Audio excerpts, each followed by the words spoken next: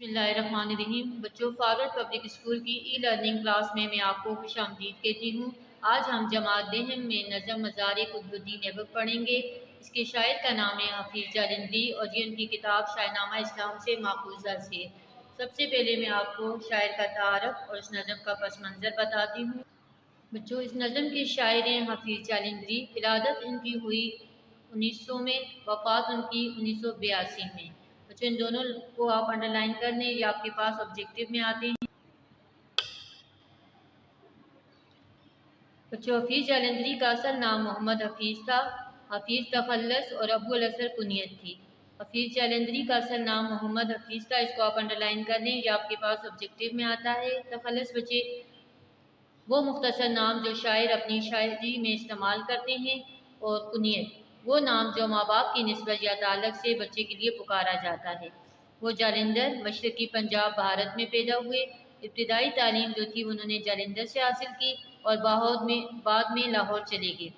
تنگی معاش کی وجہ سے مزید تعلیم جاری نہ رکھ سکے۔ تنگی معاش کہتے ہیں بچوں، روزگار کی تکلیف تھی، روزگار ان کا اچھا نہیں تھا، اس لیے انہوں نے اپنی جو تعلیم تھی وہ مزید آگے جاری نہ رکھ سکے۔ ان کا میلان بچپن ہی سے شاعری کی طرف تھا۔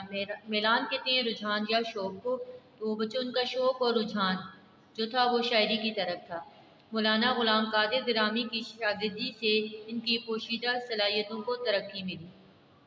یہ مولانا غلام قادر گرامی کی شاگردی میں آئے تھے، جس کی وجہ سے انہوں نے ان کی جو چھپی ہوئی خوبیاں تھیں ان کو ابھارا۔ ان کی صحبت نے حفیظ جالندھری کے فن کو مزید جلا بخشی۔ ان کی رفاقت میں رہ کر بچوں انہوں نے اپنے کام کو مزید بہتر بنایا۔ انہوں نے محنت اور استاد کی تربیت سے بڑا نام کمایا۔ انہوں نے اپنی محنت کی اور استاد کی جو ان کی تربیت تھی ان کی وجہ سے ان کا ایک بڑا نام بنا۔ مولانا گرامی کو ان پر بڑا فخر تھا۔ فخر کہتے ہیں ناز کرنے کو۔ مولانا گرامی اپنے شاگرد پہ بہت فخر کرتے تھے۔ وہ مختلف صحافتی اداروں سے منسلک رہے یعنی جڑے رہے، اور آل انڈیا ریڈیو سے بھی وابستہ رہے۔ بچوں، حفیظ جالندھری کا سب سے بڑا کارنامہ پاکستان کے قومی ترانے کی تخلیق ہے۔ تخلیق کا مطلب ہے بنانا یا لکھنا، کہ انہوں نے پاکستان کو قومی ترانہ لکھا تھا۔ انہوں نے پاکستان کے لیے خوبصورت قومی ترانہ لکھا۔ اس کے علاوہ انہوں نے رسول پاک حضرت محمد صلی اللہ علیہ وسلم خاتم النبیین کی حیات طیبہ کو شاہ نامہ اسلام کے عنوان سے منظوم کیا۔ حیات طیبہ کہتے ہیں بچوں ان کی پاک زندگی کو انہوں نے شاہ نامہ اسلام کو عنوان دیا تھا، منظوم کیا، مرتب کیا اس لحاظ سے۔ اس طرح انہوں نے اسلام کی ابتدائی تاریخ کو مؤثر انداز سے پیش کر کے امت مسلمہ کی خوابیدہ صلاحیتوں کو اجاگر کرنے کی کوشش کی، یعنی مسلمانوں کے اندر جو چھپی خوبیاں تھیں انہوں نے اسلام کی تاریخ کے ذریعے ابھارنے کی کوشش کی۔ اس لیے انہیں فردوسی اسلام کے نام سے بھی یاد کیا جاتا ہے۔ اس کو بھی انڈر لائن کر لیں، یہ آپ کے پاس آبجیکٹو میں آتا ہے۔ وہ بالطبع شاعر تھے۔ ان کی شاعری میں ترنم اور موسیقیت بھی پائی جاتی تھی۔ وہ اپنی شاعری کے ذریعے پورا منظر قاری کے سامنے لے آتے تھے۔ قاری کہتے ہیں بچوں پڑھنے والے کو، کہ جو ان کی شاعری پڑھتا تھا وہ اس منظر میں کھو جاتا تھا۔ ان کی غزلوں میں سود و گداز اور کسک پائی جاتی ہے، یعنی ان کی جو شاعری تھی اس میں غم، دکھ اور درد کی کیفیت بھی ملتی ہے۔ تاثیر اور شیرینی کلام ان کی شاعری کے جوہر ہیں۔ تاثیر کا مطلب ہے بچوں اثر کرنا، شیرینی کلام، میٹھا لہجہ، میٹھا کلام، یہ ان کی شاعری کی خاص باتیں ہیں۔ ان کی بچوں تصانیف کے نام ہیں تصویر کشمیر، بہار کے پھول، نغمہ زار، سوز و ساز، دلخوابہ شیریں، شاہ نامہ اسلام وغیرہ۔ ان کو بھی آپ اچھی طرح یاد کر لیں، یہ آپ کے پاس آبجیکٹو میں آتے ہیں۔ شاعر کا تعارف ہم نے پڑھ لیا۔ اب میں آپ کو مزار قطب الدین ایبک پڑھنے سے پہلے اس نظم کا پس منظر بتاتی ہوں۔ علامہ اقبال کی طرح حفیظ جالندھری بھی بچوں اپنے دور کے مسلمانوں کو ان کا شاندار ماضی یاد دلا کر مستقبل کی ذمہ داریوں کے لیے تیار کرنا چاہتے تھے۔ انہیں مشاہیر اسلام سے گہری محبت تھی۔ اس نظم مزار قطب الدین میں بھی وہ ایک شخصیت قطب الدین ایبک کا ذکر کرتے ہیں بچوں، جو کہ ایک غلام تھا۔ اس نے اپنی ذہانت کی بدولت بادشاہ کا مرتبہ پایا اور ہندوستان میں مضبوط اسلامی سلطنت قائم کی۔ بچوں اس کے دور میں بہت سے ہندو جو تھے وہ مسلمان ہو گئے تھے۔ اس نظم میں بھی حفیظ جالندھری بچوں قطب الدین ایبک کی بہادری کے بارے میں بتاتے ہیں کہ انہوں نے دشمن کی افواج کا مقابلہ کتنی بہادری سے کیا۔ اشعار کی تشریح کرنے سے پہلے میں آپ کو ایک بات ذہن نشین کروا لوں کہ جب بھی آپ کسی شعر کی تشریح کریں گے سب سے پہلے حوالہ شاعر و نظم ضرور لکھیں گے۔ نظم مزار قطب الدین ایبک، شاعر حفیظ جالندری، ماخوذ از شاہ نامہ اسلام۔ پھر اس کے بعد آپ شعر کو اچھی طرح پڑھ لیں، شعر میں موجود الفاظ معنی کو دیکھ لیں اور وہ آپ لکھیں گے۔ اس کے بعد پھر تشریح کی باری آتی ہے۔ پہلا شعر ہے ہمارے پاس، وہ قطب الدین وہ مرد مجاہد جس کی ہیبت سے یہ دنیا اثر نو جاگ اٹھی تھی خواب غفلت سے۔ بچوں اس شعر میں شاعر ہمیں بتاتے ہیں کہ ہیبت کا مطلب ہے خوف، روب و دبدبا، اثر نو کا مطلب ہے نئے سرے سے، خواب غفلت کا مطلب ہے غفلت کی نیند۔ اس شعر کی تشریح میں شاعر کہتے ہیں کہ میں دنیا کے کاموں سے اکتا کر قطب الدین کے مزار پر آ جاتا ہوں اور میرا تصور مجھے صدیوں پیچھے لے جاتا ہے۔ بچوں قطب الدین ایبک نے ایک ایسی مضبوط اسلامی ریاست قائم کی کہ برصغیر میں اسلام نئے سرے سے جاگ اٹھا تھا۔ قطب الدین ایبک ایک ایسا مجاہد حکمران تھا جس کی بہادری کی دھاک پورے ہندوستان پر بیٹھ گئی تھی۔ اسلام کا کوئی دشمن ان کے خوف کی وجہ سے سر نہیں اٹھا سکتا تھا۔ بچوں شاید یہی خوبیاں اپنے دور کے مسلمانوں میں بھی پیدا کرنا چاہتے ہیں۔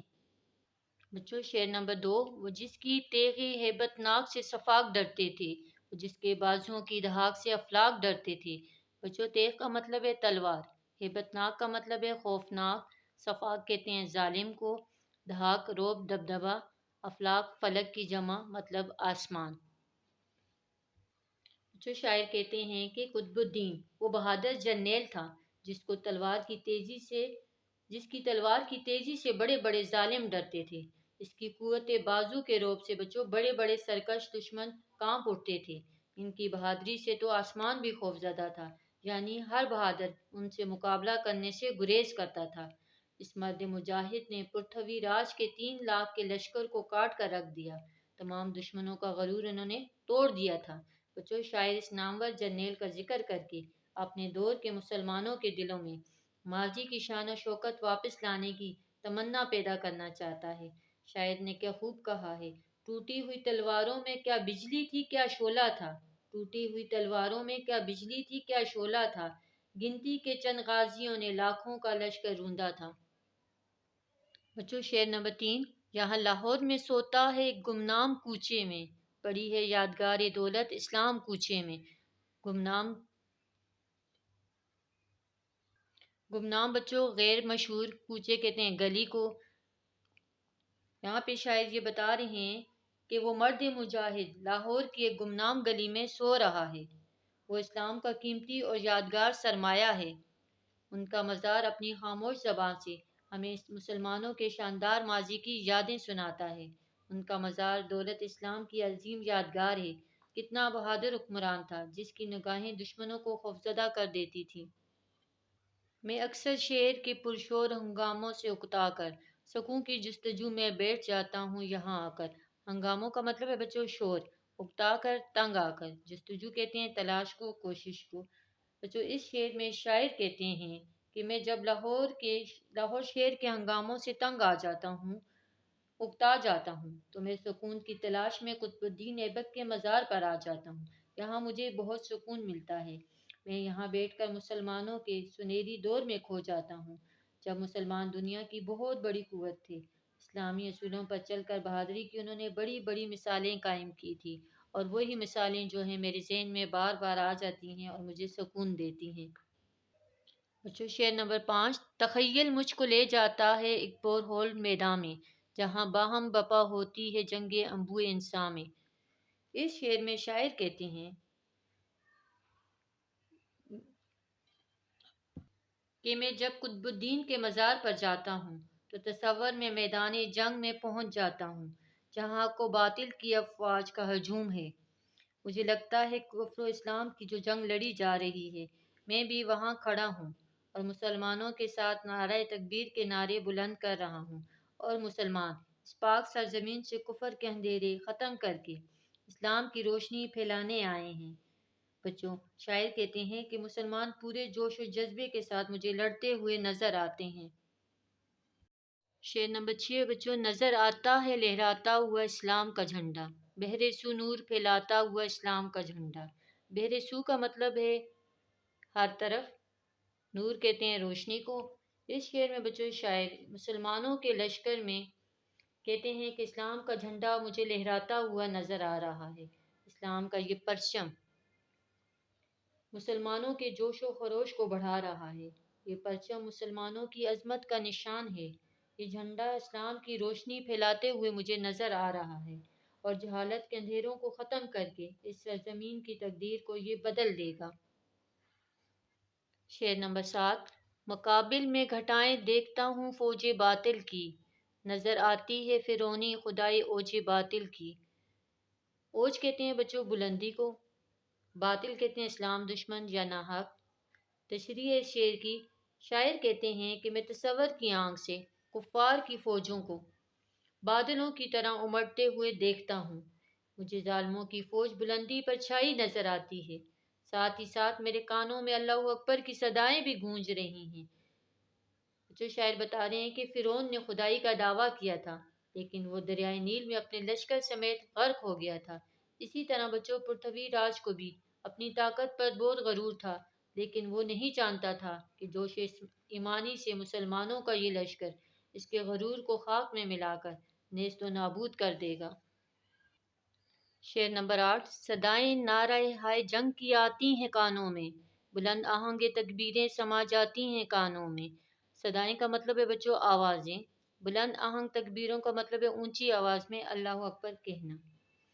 اس شعر میں شاعر کہتے ہیں کہ اپنے تصور کی آنکھ سے قطب الدین کے کارنامے دیکھ رہا ہوں، جس نے اسلامی سلطنت کے قیام میں اہم کردار ادا کیا۔ مجھے مجاہدوں کے پرجوش نعرے بھی سنائی دے رہے ہیں جن کے دلوں میں شہادت کا جذبہ تھا۔ اسلام کا بول بالا کرنے کے لیے انہوں نے اپنی جان کی قربانیاں دیں اور ہر وقت اپنی جان کی قربانیاں دینے کے لیے وہ تیار رہتے تھے۔ بچوں شاعر کہتے ہیں کہ تاکہ کفر ختم ہو اور برتری صرف اور صرف اسلام کی ہو۔ نظر آتا ہے مجھ کو سرخرو ہونا شہیدوں کا، وہ اطمینان وہ ہنستا ہوا چہرہ امیدوں کا۔ سرخرو کا مطلب ہے بچوں کامیاب ہونا۔ اس شعر میں شاعر حفیظ جالندھری کہتے ہیں کہ تصور میں مجھے مسلمانوں کی افواج نظر آ رہی ہیں، قطب الدین ایبک کا جھنڈا نظر آ رہا ہے جو کفار کی افواج کی طرف تیزی سے بڑھ رہا ہے اور اپنی تازہ دم افواج سے لشکر کفار کو کاٹ رہا ہے۔ شاعر کہتے ہیں دشمن کی لاشیں گر رہی ہیں، مجاہد شہید ہو رہے ہیں، لیکن ان شہیدوں کے چہروں پر اطمینان نظر آ رہا ہے جسے انہیں ایسی شہادت کا انتظار تھا اور اب ان کو اللہ تعالیٰ جنت میں داخل کر دے گا۔ بچوں قرآن پاک میں ہے جو لوگ اللہ کی راہ میں مارے جاتے ہیں انہیں مردہ مت کہو بلکہ وہ زندہ ہیں لیکن تم انہیں سمجھ نہیں سکتے۔ علم کے سائے میں سلطان غازی کا بڑھے جانا، سر دشمن پہ افواج حجازی کا چڑھے جانا۔ بچوں اس شعر میں شاعر کہتے ہیں سلطان غازی سے مراد قطب الدین ایبک ہے، وہ اسلامی پرچم اٹھائے ہوئے اپنی اسلامی فوج کے ساتھ آگے بڑھ رہا ہے۔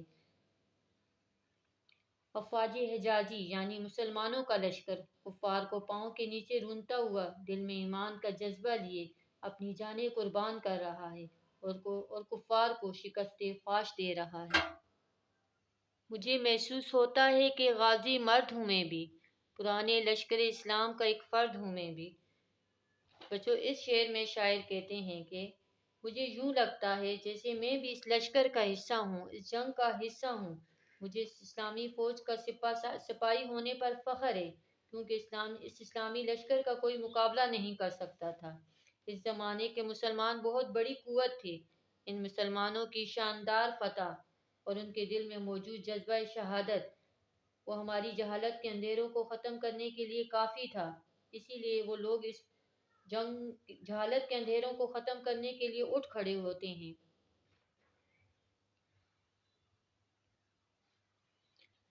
شعر نمبر 12۔ شہادت کے رجز پڑھتا ہوں میدان شہادت میں، رجز پڑھتا ہوا بڑھتا ہوں ارمان شہادت میں۔ بچوں رجز کہتے ہیں وہ جنگی ترانہ جس میں فوج کو جوش دلایا جاتا ہے۔ اس شعر میں شاعر حفیظ جالندھری کہتے ہیں کہ جب میں اپنے تصور میں اپنے آپ کو اسلامی فوج کا فرد سمجھتا ہوں تو میرے اندر بھی وہی جوش و جذبہ ابھر آتا ہے۔ مجھے لگتا ہے کہ میں بھی کفار کو للکارتا ہوا آگے بڑھ رہا ہوں اور اس میدان جنگ میں ہوں یہ جوشیلے جنگی ترانے میرے اندر شہادت کی آرزو کو بڑھا رہے ہیں۔ شاعر نے کیا خوب کہا ہے، شہادت مطلوب و مقصود مومن، نہ مال غنیمت نہ کشور کشائی۔ عظیم الشان ہوتا ہے یہ منظر پاک بازی کا، شہیدوں کی خاموشی غلغلہ مردان غازی کا۔ یہ غلغلہ کا مطلب ہے شور، مردان مرد کی جمع ہے۔ اس شعر میں شاعر حفیظ جالندھری کہتے ہیں کہ جب میں تصور میں حق و باطل کے اس موقع میں پہنچتا ہوں تو یہ پاک منظر دیکھتا ہوں۔ یہ تمام مرد مومن اللہ کی رضا کے لیے ہر چیز کی قربانی دینے کو تیار ہیں اور انہیں دنیا سے کوئی غرض نہیں۔ بچوں، شہید اپنی جان نثار کر کے سکون کی نیند سو جاتے ہیں اور نمازیوں کے نعرہ تکبیر میدان جنگ میں گونج رہے ہوتے ہیں۔ غازیوں کے نعرہ تکبیر میدان جنگ میں گونج رہے ہوتے ہیں۔ بچوں، یہ اسلامی فوج مصروف جہاد ہوتی ہے اور میں سوچ رہا ہوں کہ مسلمانوں کو فتح اور آزادی آگ کے شعلوں اور خون کی دہاروں سے گزر کر ہی ملتی ہے۔ شاعر نے کیا خوب کہا ہے، خریدے نہ جس کو ہم اپنے لہو سے، مسلمانوں کو ہے ننگے وہ بادشاہی۔ بچوں، آخری شعر ہے، میرا جی چاہتا ہے اب نہ اپنے آپ میں آؤں، اسی آزاد دنیا کی فضا میں جذب ہو جاؤں۔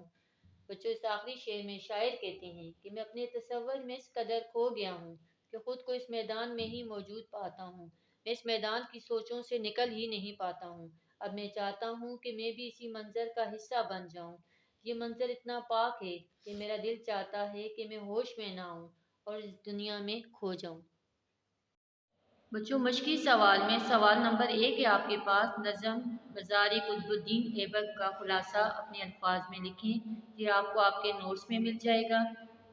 سوال نمبر 2 ہے، علم کے سائے میں سلطان غازی کا بڑھے جانا، سر دشمن پہ افواج حجازی کا بڑھے جانا۔ اس شعر میں سلطان غازی اور افواج حجازی سے کیا مراد ہے؟ بچوں، سلطان غازی سے مراد قطب الدین ایبک ہے جو شہاب الدین کے وفات کے بعد ہندوستان کا بادشاہ بنا تھا، اور افواج حجازی سے مراد لشکر اسلام ہے جو حضور صلی اللہ علیہ وسلم کے ساتھ لڑائیوں میں شریک رہا۔ سوال نمبر 3 ہے آپ کے پاس، رجس پڑھنا سے شاعر کی کیا مراد ہے؟ بچوں، رجس سے مراد جنگی ترانے ہیں۔ یہاں شاعر کا مطلب یہ ہے کہ میدان جنگ میں غازی اپنا اور اوروں کا جوش و ولولہ بڑھانے کے لیے جنگی ترانے پڑھتے تھے۔ قدیم زمانے میں جنگوں میں لشکر جب صف آرا ہوتے تو 2-3 بہادر دشمن کو للکارتے اور اپنی تعریف میں چند کلمات کہتے، پھر مقابلہ شروع ہو جاتا۔ بچوں، ان کلمات کو رجس کہتے ہیں۔ بچوں، سوال نمبر 4 ہے آپ کے پاس، مصرع مکمل کریں۔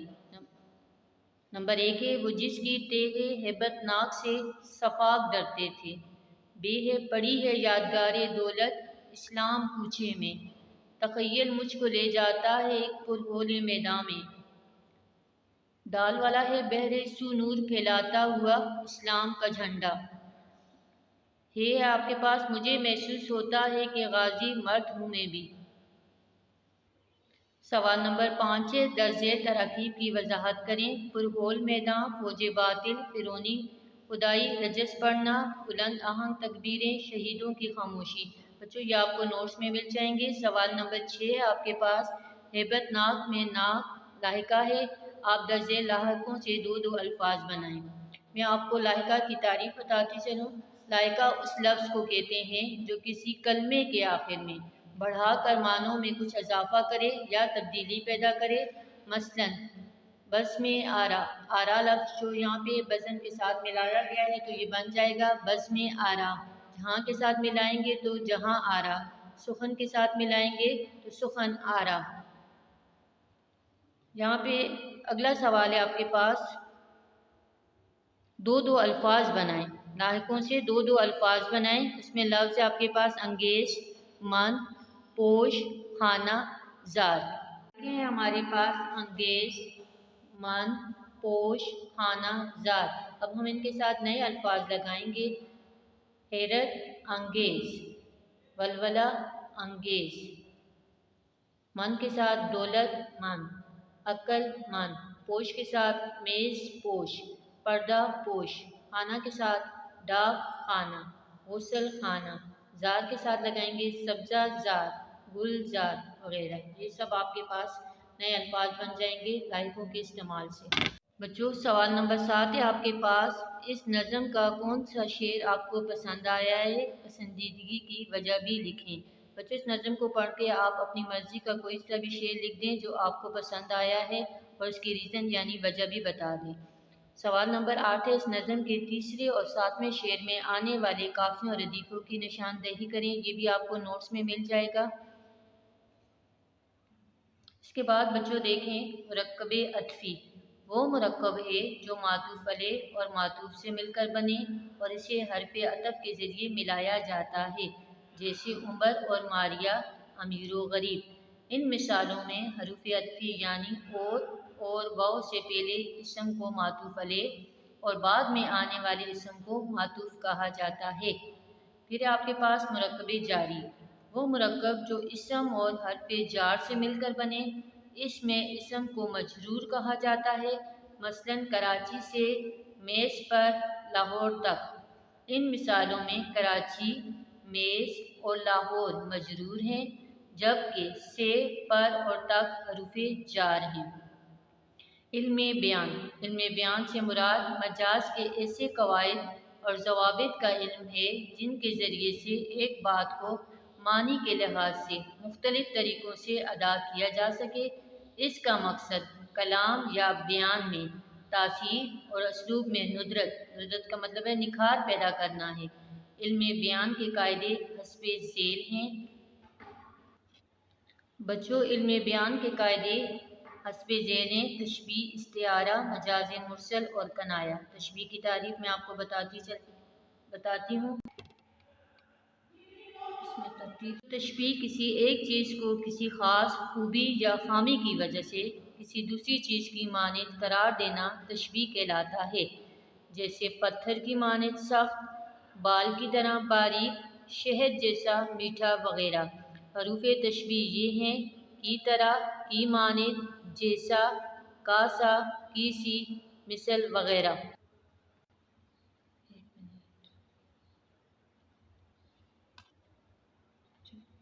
استعارہ کے لغوی معنی ہے ادھار لینا۔